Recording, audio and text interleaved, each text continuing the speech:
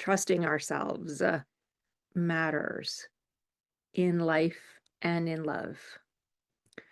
When we trust ourselves, we can create mind-blowing, amazing experiences in our relationships and again in what we manifest in our lives.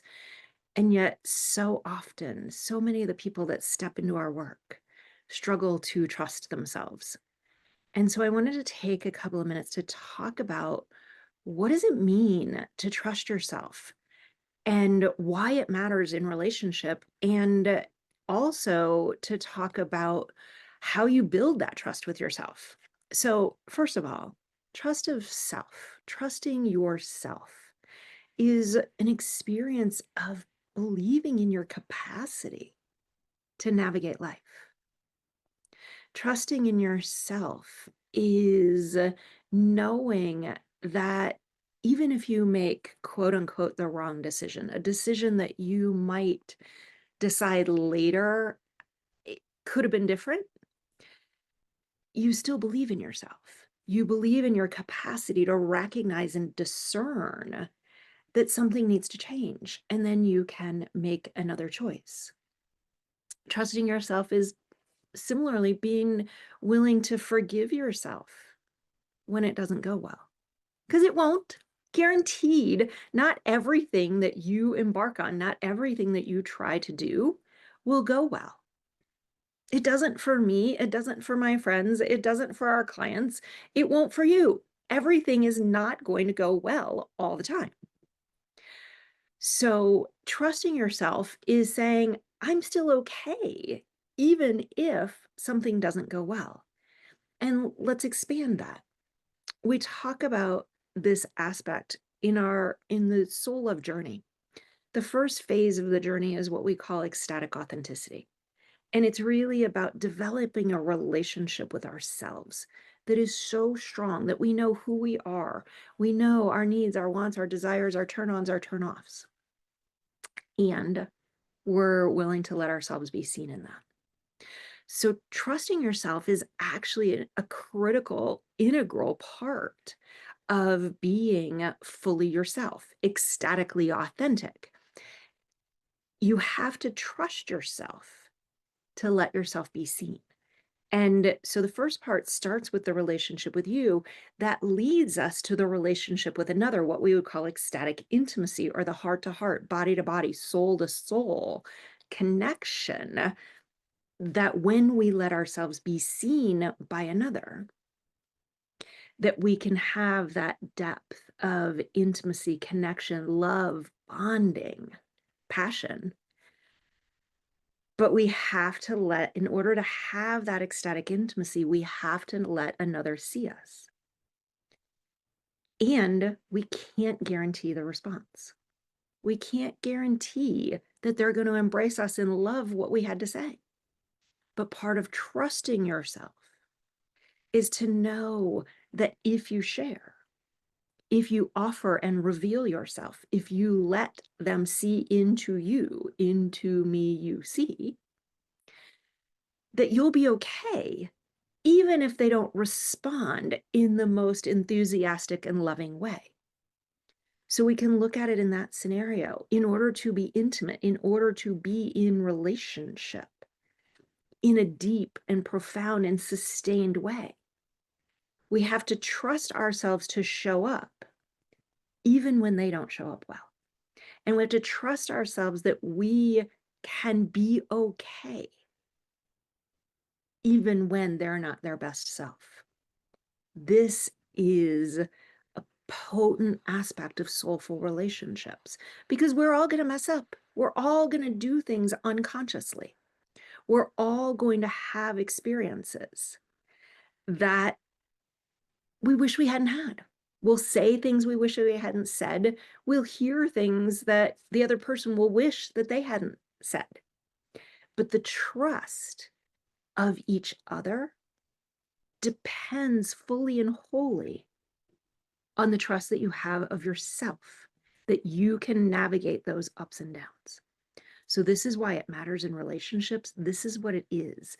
The trusting yourself, bottom line, to trust yourself means that you trust that you will respond well enough. Let's even put enough in there. You'll respond well enough, even when things don't go well, that you will be okay, even when things didn't go as planned. That's a security and a trust in yourself that will take you to places that you couldn't even imagine. Now, there are many that don't trust themselves. There are many that feel like, if I trust myself, something's going to go wrong. And then they can be dependent on other people to make decisions. They can avoid decision making. They can step back from their dreams and desires. And one of the reasons that so many people don't trust themselves is because they reflect back on something that happened and they think they made the wrong decision, or they think they should have known better before they made that decision. But we can't know. We always make every decision from the resources and information that we had at the time that we are capable of recognizing at the time, because we can't actually always recognize the information. We are human. We have personality. We have ego. We have our brilliance as well, but we don't live in our brilliance all the time. So when we make decisions, we make them with the resources and the information that we are aware of and that we can take in at the time. And we always, even if some part of us thinks it might be the wrong decision and we still make it anyway, we still believe that that was the best decision in the moment. Some part of us thought that was the best decision. So part of the reason that we stop trusting ourselves is because we look back with 20/20 hindsight with more information and think and judge that we should have done that differently. And therefore we're not trustworthy, that we made the wrong decision. No, that's what's wrong, is you made the right decision in the moment. And now, if we have a look back that says, you know what, I wish I'd done that differently, or, ooh, I ignored that piece of data, that is an opportunity to learn. And this is part of cultivating trust for ourselves, is to look back and rather than judge that we should have done it differently, we look back and we say, oh, this is what I was afraid of. This is what I pretended I didn't see. You know what do I need to do so that I'm willing to see and acknowledge the truth? How do I strengthen the relationship with myself? Which, oh, by the way, is the first step in building trust with yourself, is that you have to know yourself. But we'll get back to that. So, having made a decision that in hindsight you wish you'd made differently, that doesn't make you less trustworthy. It doesn't give you a reason to trust yourself less. It gives you a reason to keep learning and growing. Judging our past decisions is simply cruel. And I hope that you'll stop practicing judgment and practicing compassion and acknowledgement that that was the best decision in the moment. And this is how we begin to rebuild the trust. And we forgive ourselves for something that we did or decided that, again, looking back, could have been different. But the self-forgiveness allows us to not only sustain trust in yourself, but also to deepen that trust in yourself. Because, okay, I did that. It didn't go well. I learned from it. I grew, and now I'm stronger. I'm more solid. I trust myself even more. This is what we want. So, for whatever reason, you might have decided to stop trusting yourself. The steps back to trusting yourself will be the best steps that you could take for your relationships, for your life, for your well-being, for your happiness. And it starts with rebuilding that relationship with you. If we don't know what we feel, if we don't know what our intuition is, if we don't know what our boundaries are, if we don't know what we desire in life or in a relationship, we will make poor decisions because we don't know ourselves. So the number one thing in having strong trust with yourself is to know yourself. Because when you know yourself, you can acknowledge that, you can respond to that, you can take action on that. And that self-honoring turns into a greater ability to trust yourself because you care for yourself.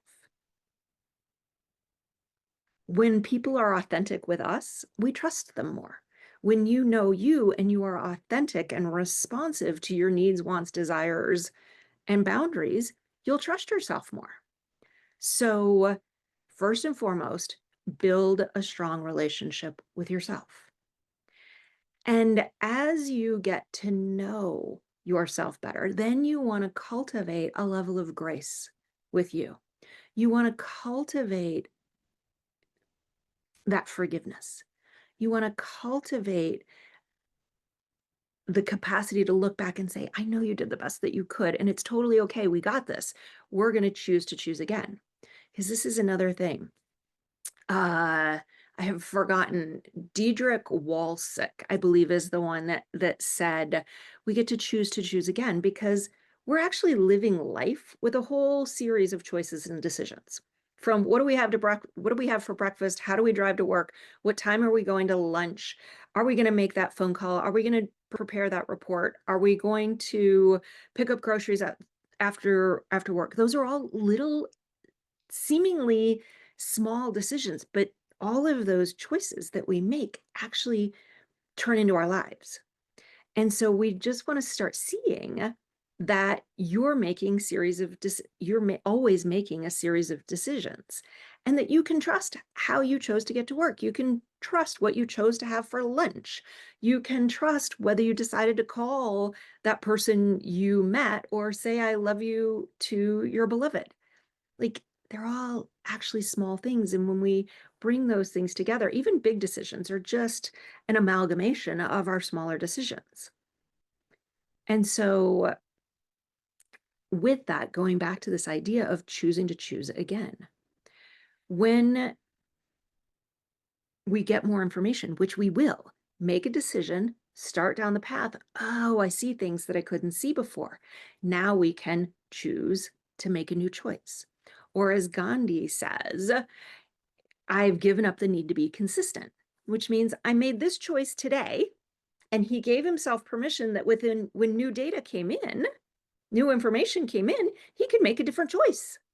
And that's totally okay. It doesn't mean there's anything wrong with us. It doesn't mean we were stupid. It doesn't mean that we're incongruent or inconsistent. It means that we're staying in the moment and working with the information at hand.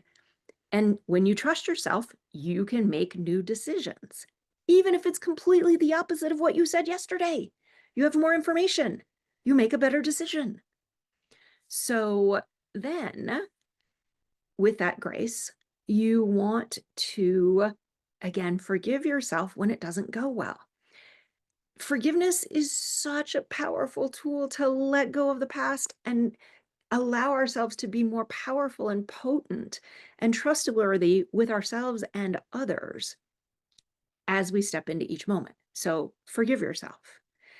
And then another thing that's really important in learning how to build trust in yourself is that you want to be able to make sure, this may actually sound surprising, but you want to make sure that you're leaning into something beyond yourself. Because if we feel like, oh my God, the entire rest of my life just totally depends on this decision, we put so much pressure on ourselves. And really, trusting ourselves becomes easier when we trust the universe or life. Some people will believe in a God, and trusting God, trusting the divine, trusting a higher power. And if none of that resonates, trusting your higher self. And so your higher self has your back. And when your higher self has your back, it's easier to trust yourself. So look for and cultivate a capacity to trust something bigger than yourself, and it will become easier to trust yourself, easier to believe in yourself. And so giving up the need to get it right, giving up the need to get it perfectly. You can't, you won't. And if you think you need to, then it'll be nearly impossible to trust yourself. So allow yourself to be imperfect, give yourself grace, give yourself forgiveness, keep choosing to choose again, and do this with baby steps. Recognize and celebrate and acknowledge when you make decisions, even the little ones, about what to eat, because you can trust yourself in that. And when you recognize there's tons of things that you trust yourself on and with, then build on that. Build on that until you feel that strength that says, I can be imperfect and I'm okay. I trust myself to respond. So play with your level of self-trust, because the more you trust yourself, the greater, the more exciting, the more passionate, the more breathtaking, the more ecstatic your life will be. I'm Joanna Shakti. Please visit Ecstatic Intimacy and all the ways that you can deepen in love, love of self, love of other, romantic love, divine love, unconditional love. Here's to love and all its power. May you be blessed with it in infinite and immense ways. Bye for now.